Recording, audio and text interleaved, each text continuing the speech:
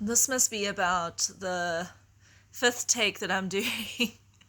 I'm so rusty with videos, and I wanted to be as authentic as possible, but my awkwardness was getting in the way of putting together a video that would yeah, not seem awkward. Anyway, so essentially today I wanted to talk about vulnerability. I've now said this 5 times.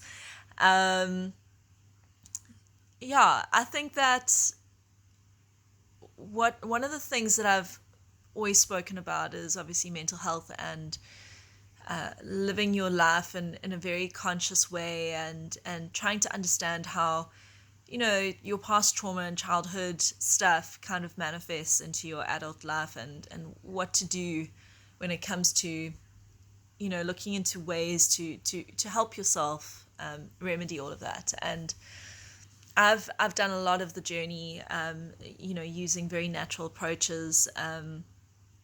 I would never want to be on medication, but I know it does help some people, but it's not something that I would want to be on. So I started looking into my life a few months ago. With obviously with COVID and everything that's been happening, we are forced into this very difficult space, where there doesn't seem to be like any way out. And it's been a very sobering time, I think, for a lot of us, where we've forced to reflect and see where we're going wrong. And my immediate thing at the time was, how am I making all these mistakes, or working all even when I wasn't making mistakes, working so hard and doing everything right, and yet I wasn't manifesting anything. And I have friends who have said to me, they know me to be the one of the hardest working people ever, who has not achieved the success that they deserve.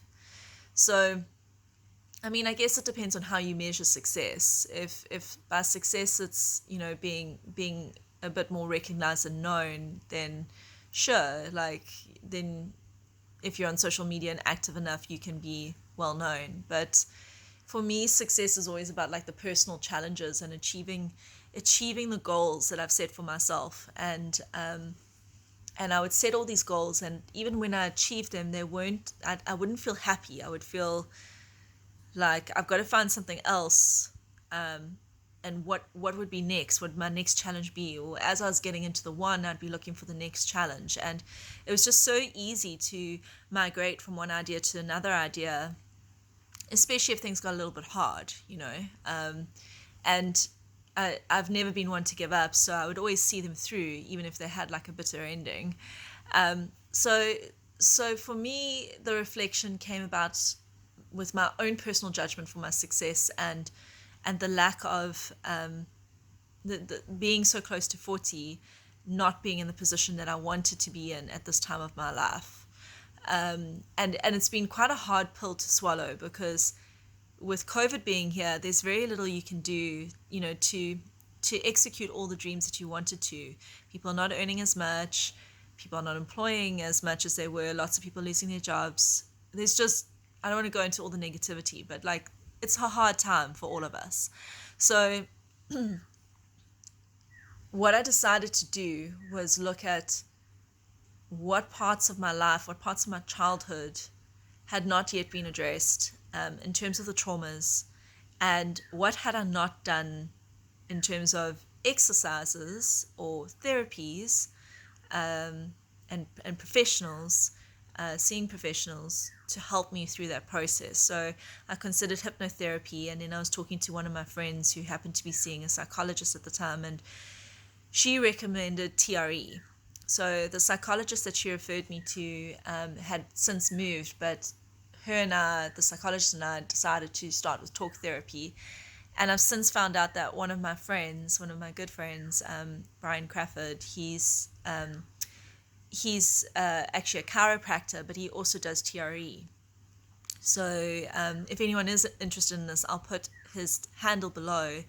And also in terms of chiropractor, like, he's great. I go to him for my back and stuff when I need to. I I had like some disc issues in my neck from a car accident from 10 years ago, and I'd had migraines for 10 years, not knowing it was from the referral of my whiplash from my car accident. I just thought it was from anxiety. So Brian put me out of a lot of pain like 2 years ago when I first went to see a chiropractor for the first time in my life, because I've always been so scared of it. And he doesn't do all the big snapping and stuff on me, so it works for me. But yeah, so I think like what we established when I started seeing the psychologist was through talk therapy, just in the first session, was that I had vulnerability issues. And this is going to be a multi-parter post because it's quite a long topic, and I think it needs to be sort of delved into a lot deeper than the 10 minutes that I have. So stay tuned. But yeah, essentially, vulnerability was a big issue, and I couldn't quite understand it because I'm a warm person and I talk freely about my life. I probably should keep more secrets about myself than what I do. So it didn't make sense to me that I had issues with vulnerability. And the more we got into it and the more self-aware I became, the hard stuff really started to come through, and there was a lot of difficulty in sort of facing that mirror of myself and looking at my life and excuse me, looking into the mirror of my life and trying to understand, what vulnerability was manifesting like in my day-to-day. So things like being a workaholic, always being busy, always talking to other people, basically just being distracted. That was a big part of my journey, and recognizing that it wasn't that I didn't like being by myself, because I liked being by myself. I just had an issue with facing things emotionally. So talking about the things that were happening in my life would be easy for me to do because I talk about them factually, which is a very easy way to compartmentalize the true trauma and the true difficulty that one faces from childhood. And essentially you're not facing it because you're not connecting with your inner child, and you're not connecting with the situation on an emotional level. So you've never really connected to it from the time it happened, and essentially you don't really get over it because you've never dissolved it. So facing that, and I was given given homework to read a book of my choice from Brené Brown, who in my opinion is one of the sort of leaders in understanding vulnerability, and I'll put the name of the book that I read also in the caption below. And it was amazing. There's so many red flags that you don't realize that you're doing when it comes to vulnerability, and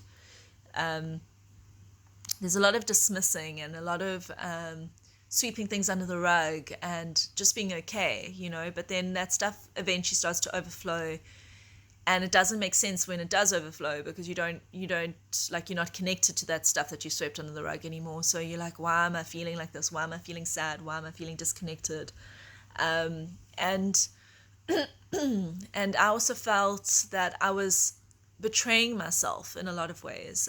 I was applying myself to work because I wanted to get the money out of it, but it was soulless for me. And me, as a creative, I need to do things that have more passion and soul behind it. I mean, I choose to dye my hair red and to have loud hair color and loud lipstick and wear bright clothes. Like, if anything, I'm more of an exhibitionist than somebody who wants to have the mundane existence of being a production manager, which is what I currently do for the main part of my income. And whilst it's important to do that, I still needed and was lacking an outlet that had the passion that I needed to have in my life. So that was a big part of it for me. I needed to do that kind of reflection when I was really feeling down and out emotionally throughout the therapy process, so that I could try and work out what I actually wanted out of life. And that required the vulnerability to take hold.